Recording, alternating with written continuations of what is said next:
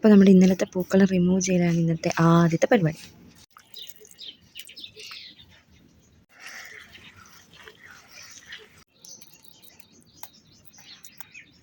നമുക്ക് നടുക്ക് pink colour Chembarathipoo വയ്ക്കാമേ.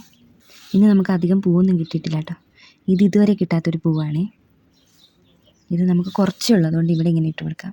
ഇതിന് ചുറ്റും ഇട്ട് കഴിഞ്ഞിട്ടുണ്ട് കേട്ടോ. ഇനി നമുക്ക് പച്ച ഇല ഇട്ട് കൊടുക്കാം. ഇല രാത്രി തന്നെ ഞാൻ ഒരുക്കി വെച്ചായിരുന്നു കേട്ടോ. ഇനിയിപ്പോൾ നമുക്ക് ചുമന്ന പൂ ഒരുക്കി വെച്ചിട്ടുണ്ട്.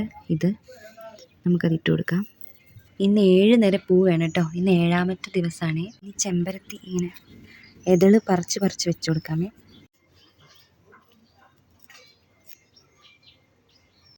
ഇനി ഈ കുഞ്ഞിപ്പൂ പറിച്ചിട്ടുണ്ട്, അത് നമുക്ക് ഇതിൻ്റെ ചുറ്റും ഇട്ട് കൊടുക്കാം.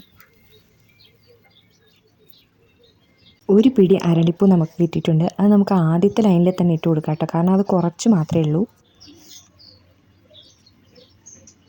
കുറച്ച് കടലാസ് പൂ കിട്ടിയിട്ടുണ്ട് കേട്ടോ. അത് വെച്ച് 7ാമത്തെ ലൈൻ ഇടാം.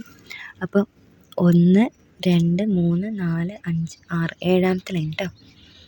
സത്യത്തിൽ ഇന്ന് 7ാമത്തെ ദിവസം ആവണ്ടല്ല കേട്ടോ. ചിത്തിര 2 ഉണ്ടായിരുന്നുകൊണ്ടാണ് ഇന്ന് 7ാമത്തെ ദിവസമായത്. ഇത് നമ്മുടെ ബോർഗൻവില്ല.